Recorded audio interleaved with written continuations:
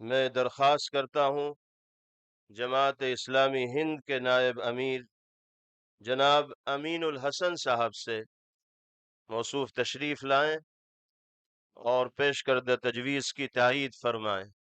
ہم اپنے تمام مہمانان کرام سے یہ گزارش کریں گے کہ وقت کا خیال رکھیں اور 5 منٹ میں اپنی بات مکمل کرنے کی کوشش کریں۔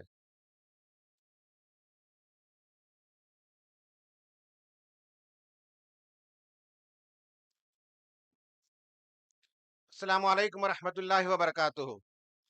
نحمدہ ونصلی علی رسولہ الکریم، اما بعد۔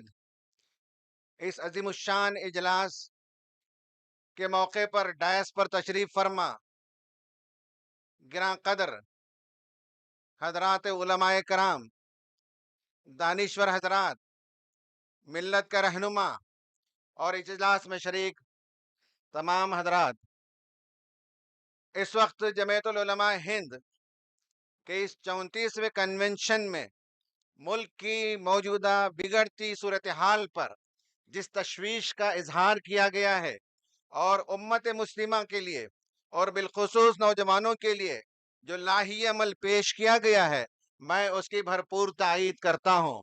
اور اس وقت ہمیں معلوم ہونا چاہیے کہ اس ملک میں ہم زمین کا نمک ہیں، سالٹ آف دا ارتھ ہیں، اور اس سرزمین کی صورتحال کو بہتر بنانے میں ہمیں ایک بہت بڑا کردار ادا کرنا ہے۔ اس ملک میں الحمدللہ مسلمانوں کی ایک شاندار تہذیب رہی ہے۔ یہاں ایک طویل مدت تک حکمرانی کے نتیجے میں اس ملک کو ہم نے سنوارا ہے، اس ملک کو ہم نے بہت کچھ دیا ہے، اور آج بھی انشاءاللہ ہم ہی اس ملک کو سنوار سکتے ہیں۔ ہماری بہت بڑی ذمہ داری بنتی ہے۔ دیکھیں، سماج میں 4 طبقے ہوتے ہیں۔ ایک طبقہ ہوتا ہے حکمران طبقہ، دوسرا ہوتا ہے صاحب ثروت طبقہ، تیسرا ہوتا ہے مذہبی طبقہ، اور چوتھا طبقہ ہوتا ہے عوام کا۔ اس وقت موجودہ صورتحال میں ہم دیکھتے ہیں کہ یہ تینوں طبقوں کا آپس کا ایک گٹھ جوڑ ہے۔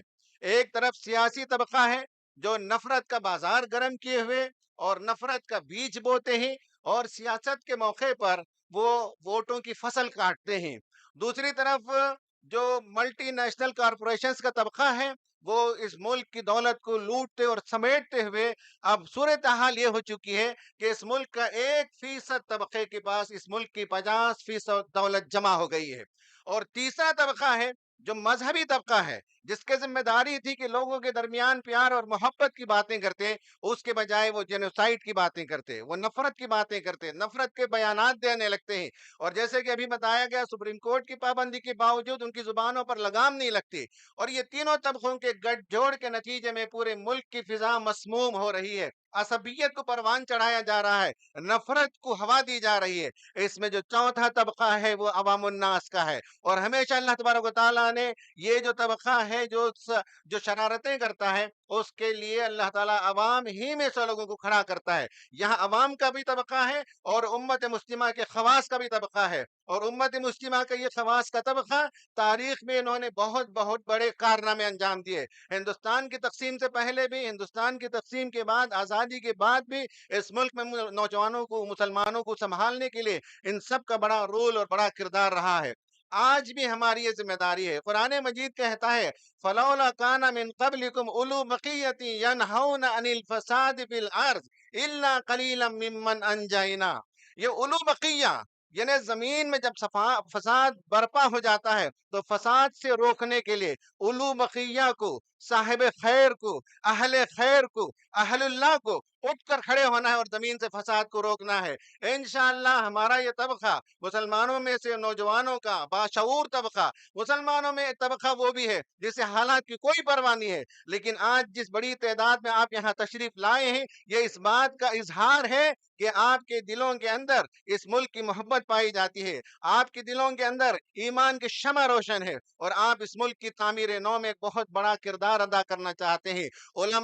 ہمارے علماء کرام کی رہنمائی میں، ان کی سرپرستی میں، ان کے نقوش قدم پر نقوش قدم سے قدم ملا کر چلتے ہوئے انشاءاللہ اس ملک کو ہم راہ دکھائیں گے، اس ملک کو ہم دشا دیں گے۔ اس سلسلے میں 2-3 باتیں خاص کر نوجوانوں سے عرض کرنا چاہتا ہوں۔ یہاں کے غیر مسلموں کا ایک بہت बहुत बड़ा तबका, आज भी उनके अंदर इस्लाम और मुसलमानों के सिलसिले में कोई दुश्मनी नहीं पाई जाती। मीडिया में जो हिंदुस्तान देखते हैं, असलन वो हिंदुस्तान वो नहीं है। आज भी लोगों के दरमियान मोहब्बतें पाई जाती हैं, उनके दरमियान बिल्डिंग द ब्रिजेस का काम करना आपकी जिम्मेदारी है। रमजान के हवाले से, सीरत नबी सल्लल्लाहु अलैहि वसल्लम के हवाले से उनसे दोस्ती करना, उन तक इस्लाम का पैगाम पहुंचाना आपकी जिम्मेदारी है। दूसरी तरफ ये है कि आपकी ये भी जिम्मेदारी बनती है कि मुल्क के मसाइल का रोना बंद करें, व्हाट्सएप में से फॉरवर्ड करना बंद करें, बल्कि मसाइल 100 हो अगर तो 100 मसाइल को गिन लीजिए, सबको क्रॉस कीजिए 99 को, लेकिन कोई एक मसला आप हल कर सकते हो तो उसकी तरफ आगे बढ़िए, इकदाम कीजिए, पॉजिटिव एटीट्यूड पैदा कीजिए, और आप ही इंशाअल्लाह इस मुल्क के अंदर से नफरत को खत्म करके प्यार मोहब्बत की फिजा कायम कर सकते हैं। अल्लाह ताला आपको, हम सबको नेक अमल की तौफीक अता फरमाए। आमीन व आखिर दावाना अनिल हम्दुलिल्लाहि रब्बिल आलमीन।